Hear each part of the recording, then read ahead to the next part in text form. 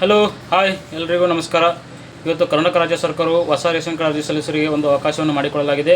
ಅಂದರೆ ದಿನಾಂಕ 5/3/2025 ಮಧ್ಯಾಹ್ನ 1 ಗಂಟೆಯಿಂದ 3 ಗಂಟೆವರೆಗೆ ಯಾರ್ಯಾರು ಹೊಸ ರೇಷನ್ ಕಾರ್ಡ್ಗೆ ಅರ್ಜಿ ಸಲ್ಲಿಸಬೇಕು ಅಂದ್ಕೊಂಡಿದ್ರು ಅವರು ನಿಮ್ಮ ಹತ್ತಿರದ ಗ್ರಾಮ 1 ಮತ್ತು ಕರ್ನಾಟಕ 1 ಹಾಗೂ ಸಿ ಸೆಂಟರ್ಗಳಿಗೆ ಹೋಗಿ ಅರ್ಜಿಯನ್ನು ಸಲ್ಲಿಸಬಹುದಾಗಿದೆ.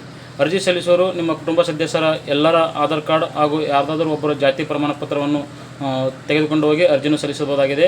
ನಿಮ್ಮ ಕುಟುಂಬದಲ್ಲಿ 6 ವರ್ಷದ ಒಳಗಿನ ಮಕ್ಕಳಿದ್ದರೆ ಅವರ ಜನನ ಪ್ರಮಾಣ ಪತ್ರ ಬರ್ತ್ ಸರ್ಟಿಫಿಕೇಟ್ ಕೂಡ ತೆಗೆದುಕೊಂಡು ಹೋಗಬೇಕಾಗಿ.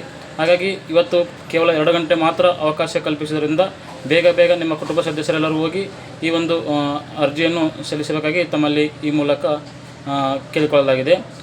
ಇದು OTP ಮುಖಾಂತರ ಅರ್ಜಿಯನ್ನು ಸಲ್ಲಿಸಲು ಬರುವುದಿಲ್ಲ. ಹಾಗಾಗಿ ನಿಮ್ಮ ಕುಟುಂಬ ಸದಸ್ಯರೆಲ್ಲರೂ ದಾಖಲಾತಿಗಳೊಂದಿಗೆ ನಿಮ್ಮ ಹತ್ತಿರದಲ್ಲಿರುವಂಥ CH ಸೆಂಟರ್, ಗ್ರಾಮ 1 ಹಾಗೂ ಬೆಂಗಳೂರು 1 ಕೇಂದ್ರಗಳಿಗೆ ಹೋಗಿ ಅರ್ಜಿ ಸಲ್ಲಿಸಿ ಹೊಸ ರೇಷನ್ ಕಾರ್ಡನ್ನು ಪಡೆಯಲು ಸರ್ಕಾರವು ಅವಕಾಶವನ್ನು ಮಾಡಿಕೊಡಲಾಗಿದೆ.